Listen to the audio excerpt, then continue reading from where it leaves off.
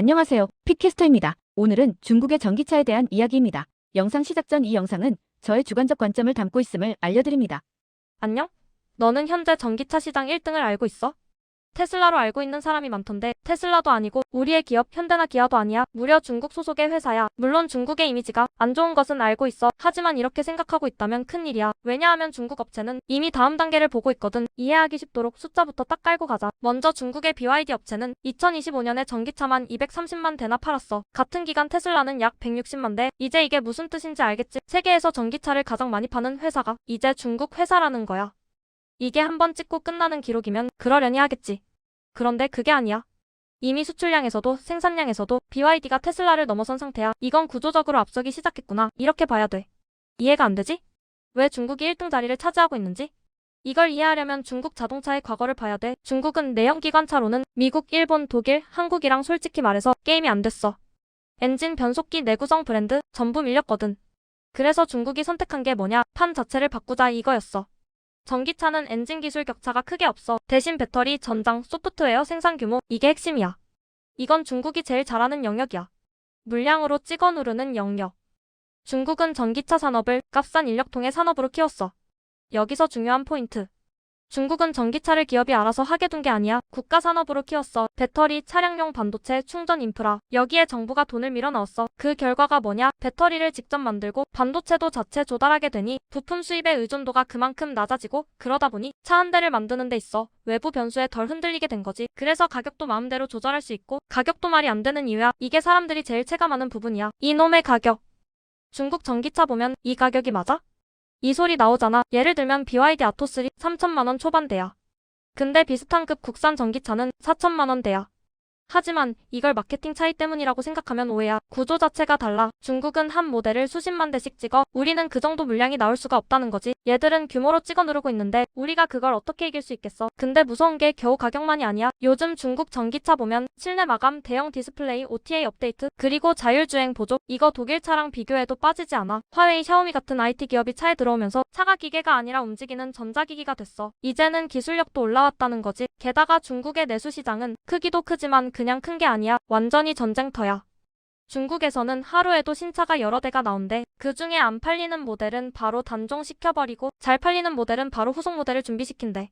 이런 환경에서 살아남은 차만 해외로 나와. 그래서 중국에서 잘 팔리는 차는 이미 지옥 같은 경쟁을 한 번 통과한 거야. 게다가 중국의 업체들은 이제 해외로 진출하고 있어. 내수는 피 터진다 이제 해외다. 그래서 태국, 브라질, 헝가리, 중동, 아프리카 여기저기 공장을 짓고 있어. 관세 피하려고 현지 생산도 하고 있지. 이건 잠깐 팔아보자는 게 아니야. 아예 자리 잡겠다는 전략이야. 그런데 이제 와서 유럽이 긴장하는 이유는 알아? 이렇게 중국이 커버릴 줄 모르고 전기차의 생산 전환 속도를 늦췄거든. 아직 내연기관 더 팔자. 이렇게 가다가 중국이 전기차 시장을 먼저 먹어버린 거야. 한번 시장 먹히면 다시 뺏기는 진짜 힘든 거 알지? 그래서 관세, 보조금 배제 이런 카드가 나오는 거야. 물론 중국 자동차가 다 잘 된 건 아니야. 중국도 내부 경쟁이 심하다고 했지? 진짜 살벌해. 업체가 너무 많고 차도 그만큼 많아서 가격도 계속해서 떨어지고 이런 상황에 정부 보조금마저도 줄고 있어. 그래서 중소업체는 버티기 힘들어. 근데 여기서 중요한 건 다 망해도 몇 개는 살아남는다는 거야. 그리고 그 몇 개는 세계 최상위 업체가 될 가능성이 크다는 거지. 혹시 이게 우리랑 무슨 상관이냐라고 하는 사람이 있을 것 같은데 그래서 이제 핵심 이야기. 이건 중국 이야기 아니다. 우리 이야기야. 한국, 일본, 독일. 전기차 전환 속도 늦추는 순간 그 빈자리를 중국이 다 먹어. 그리고 중국 차가 기준이 되는 순간 우리는 그 기준에 맞춰야 돼. 이게 진짜 무서운 포인트야. 이제 이해했어? 그렇다면 이제 정리해보자. 중국 자동차는 싸게 파는 단계는 지났고 전기차 업계에서 구조적으로 강하고 내수까지 단련되었으며 해외까지 본격 진출 중이야. 이런 상황을 현재 차이나 쇼크라고 부르고 있어. 이건 일시적 유행이 아니야. 자동차 산업 재편이야. 그럼 여기서 다들 궁금해해. 우리나라의 현대차와 기아차는 손 놓고 있냐? 그건 아니야. 현대차와 기아차도 열심히 하고 있어. 솔직히 말해서 상위권이야. 플랫폼, 주행 성능, 안전성 이건 여전히 강해. 문제는 뭐냐? 속도야. 중국은 1년 동안에 신차를 두세 개씩 찍어내는데 근데 우리는 하나를 내면 몇 년을 써. 이 속도 차이가 시간이 지날수록 크게 벌어져. 이게 진짜 문화의 차이야. 어쩔 수 없는 거지. 중국 자동차 회사들은 차 하나 망해도 크게 신경 안 써. 안 팔리네? 그럼 접고 다음 모델. 이게 가능해. 왜냐면 내수 시장이 워낙 크니까. 근데 한국이나 일본은 차 모델 하나 생산한 거 실패하면 회사 이미지에 바로 타격이야. 그래서 보수적으로 갈 수밖에 없어. 이 차이가 지금 결과로 나타나는 거지. 게다가 중국 차 디자인 이제 무시 못해. 예전 중국 차 생각해봐. 디자인 솔직히 말하면 카피 느낌 강했지. 근데 요즘은 달라. 유럽 디자이너들 중국 회사로 엄청 많이 갔어. 연봉 차이도 크고 권한도 커. 그래서 중국 차 디자인 이제는 이거 괜찮은데? 하는 수준까지 와버렸어. 2단계 오면 브랜드 인식도 빠르게 바뀌어. 그리고 중국 차의 제일 무서운 전략은 물량만이 아니야. 로엔드 디스럽션.